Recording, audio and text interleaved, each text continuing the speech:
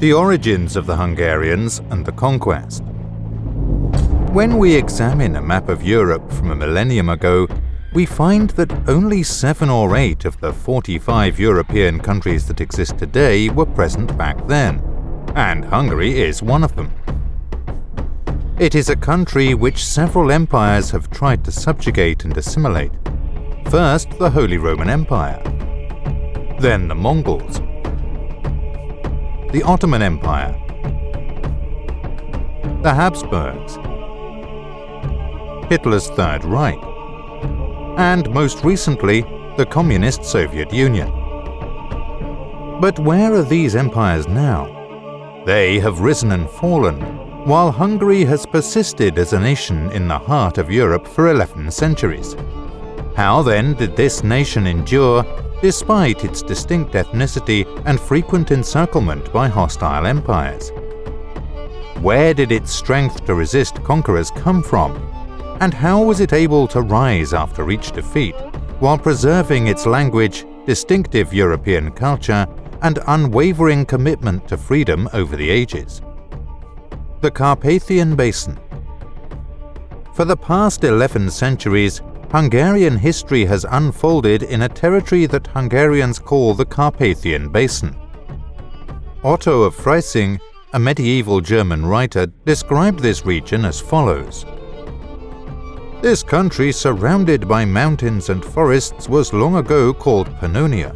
So pleasant and beautiful is its nature, and so rich is its soil, that it is almost like God's paradise.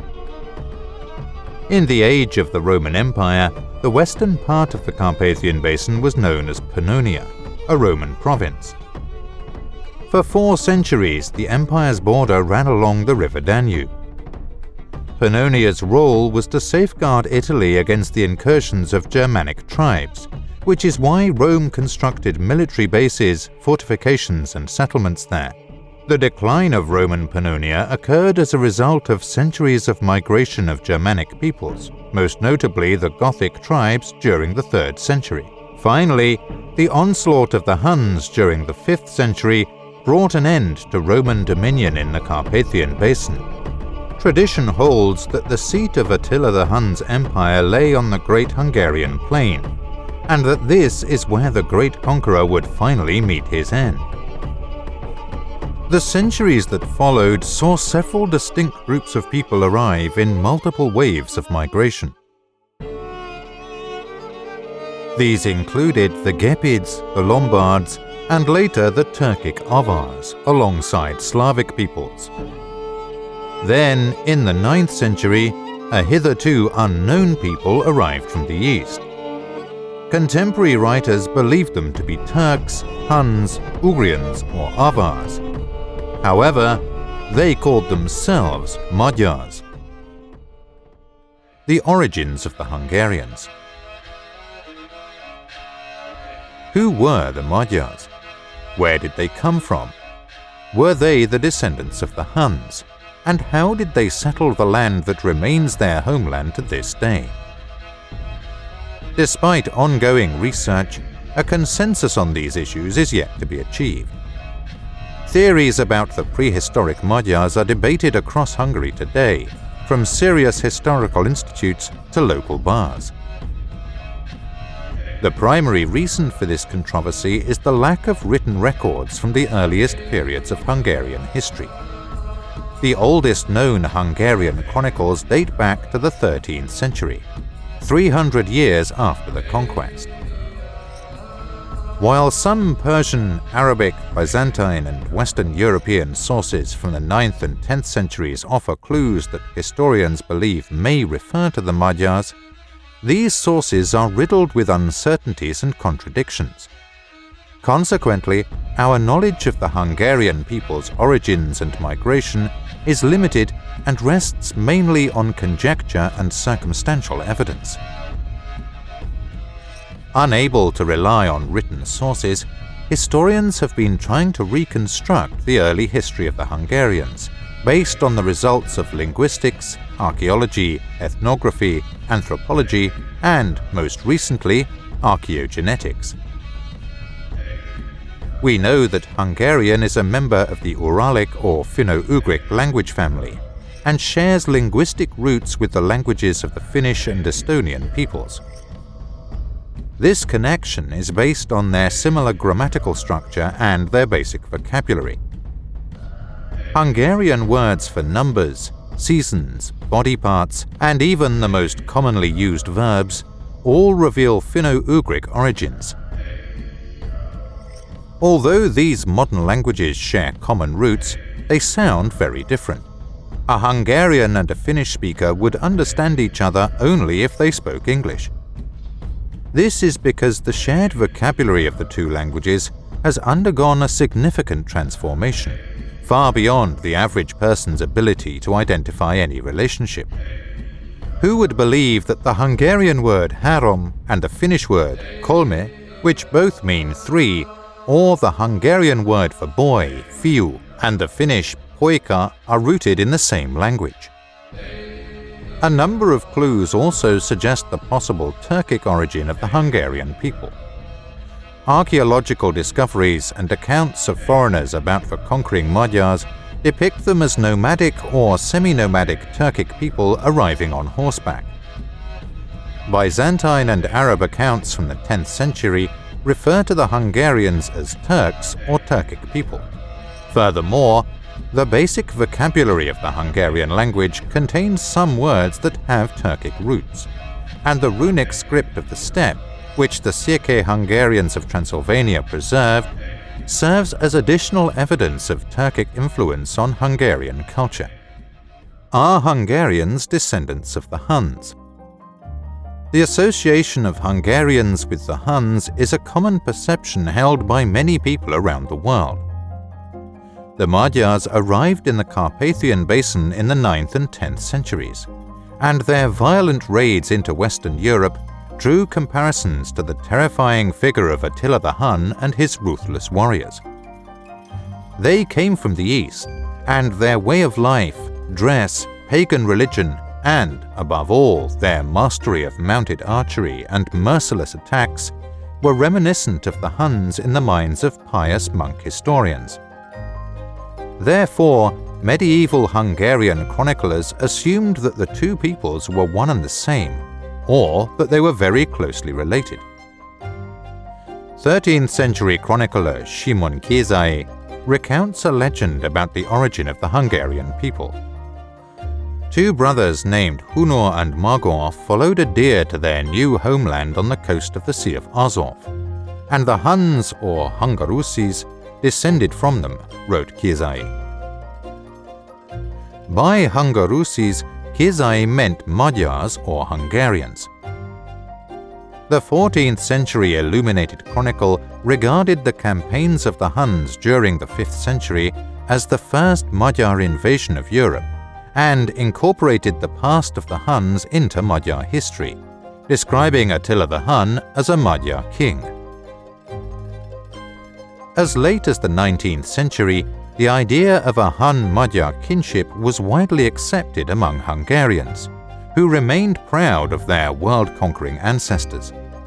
However, modern historiography and linguistics have cast doubt on the Hunnic origin theory, for which no evidence has been found. Even Hungary's Latin name, Hungaria, refers to the Onogurs, a Turkic people often confused with the Magyars, not the Huns. Nevertheless, there is some merit left in the theory. Following the dissolution of Attila's empire, the Huns migrated to the east, most likely to the region of present-day Ukraine. Here they intermixed with various groups, including the Hungarians. In the 20th century, the cult of the Hun king was primarily reflected in the baptism of many children named Attila. Today, if we encounter someone called Attila anywhere in the world, it is reasonable to assume they are Hungarian. Migration on the steppe.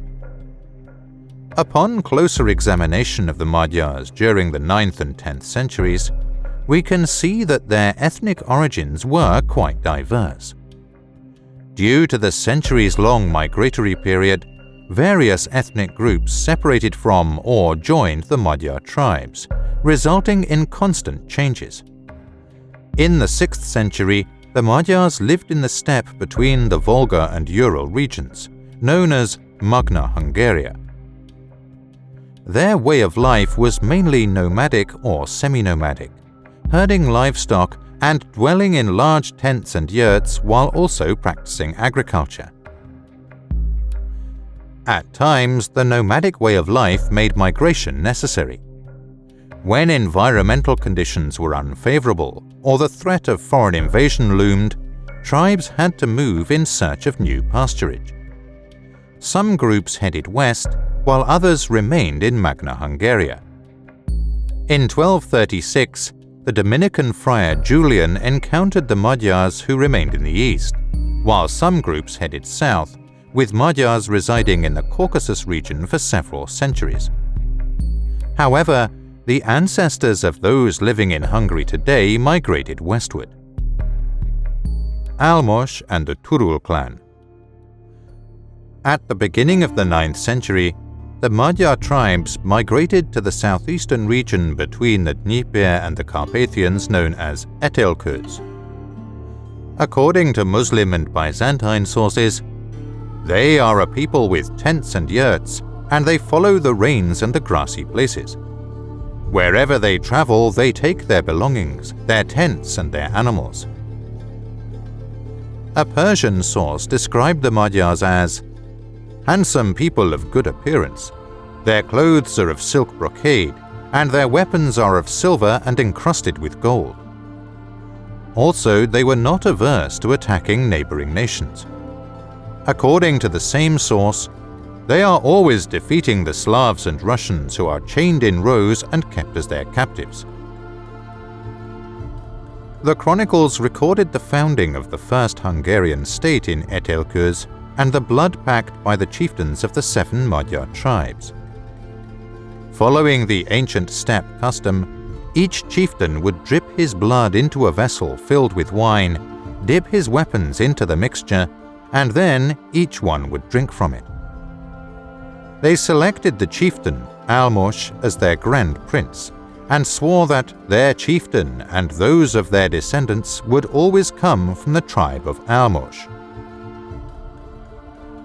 The descendants of the 7 chieftains remained true to their pact, and for nearly 5 centuries, the princes and kings of the Hungarians came from Almos's lineage. The chroniclers considered Almos to be Attila's descendant. His name means dream, which the chronicler explained with his miraculous conception.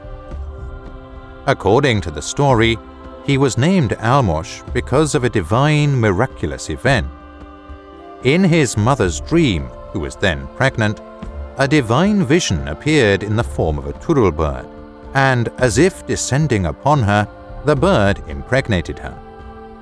She then had the impression that a fountain would burst from her womb and that glorious kings would descend from the fruit of her loins. Almos and his son Arpad's royal descendants belonged to the Turul clan, named after an unspecified bird of prey. The Turul became the symbol of the Magyars after the Middle Ages, particularly from the 19th century. The bird's figure is found on numerous statues and monuments throughout Hungary, with one of them still spreading its wings protectively over the Hungarian capital on the summit of the Royal Palace Hill in Buda. The conquest. According to tradition, the Magyars arrived in the Carpathian basin in 895 under the leadership of Grand Prince Arpad, the son of Almos, through the Verecke Pass. However, contemporary historians suggest that the conquest occurred in waves over several years. The Magyars may have arrived decades earlier, participating in the skirmishes between the neighboring powers of the region. It may have taken them several years to enter the Carpathian basin through the Transylvanian mountain passes. Although Almos was still alive at the time, the battles that marked the conquest are more closely associated with Arpad's name. In works of art commemorating the conquest, it is Arpad who is typically depicted. He appears at the forefront of the 7 chieftains riding on the Heroes Square monument in Budapest. He can also be seen in Mihai Munkácsi's painting in the Hungarian parliament, as well as in Arpad Festi's monumental 1,800 square meter long painting of the conquest, which is one of the largest paintings in the world. The conquest of the Carpathian Basin was a swift series of events that resembled a process of settlement rather than a conquest. During this period, the states in the region were notably weak. The East Franks, Bavarians, Slavs, and Avars did not offer much resistance, although the Transdanubian region was ruled by the Kingdom of the East Franks. A sizable Hungarian-speaking population had already settled in the Carpathian Basin, and this made the region easier to conquer, as they did not consider the Magyars under Arpad as outsiders. Some scholars support the double conquest theory, which posits that the onogurs who arrived in the 7th century were partly or entirely Magyar. However, this cannot be proved directly, like many other theories. A legend associated with the tale of the conquest is that of the White Horse. According to the story, Prince Arpad dispatched envoys to the Moravian Prince Svatopluk, who controlled part of the Carpathian Basin. The envoys gifted him a white horse with a golden harness, and in return asked for land, grass, and water. Svatopluk assumed they were requesting permission to settle, and he granted their request. The Magyars soon came to appreciate the fertile land, abundant grass, and clear water of the Danube region. Subsequently, Arpad sent a message to Svatopluk ordering him to leave immediately, as the Slav ruler had sold his entire country to the Magyars for a white horse, a golden saddle, and a bridle. The Battle of Pressburg, Pozsonyi, in 907 marked the end of the conquest. The Bavarian Margrave and his allies aimed to drive the Magyars out of the Transdanubian region, but they were decisively defeated by the Hungarians. The triumph at the Battle of Pressburg was so overwhelming that no significant threat from the west would affect the Hungarian Principality for over a century. Europe was forced to accept a new reality. The Carpathian Basin had new inhabitants and new rulers.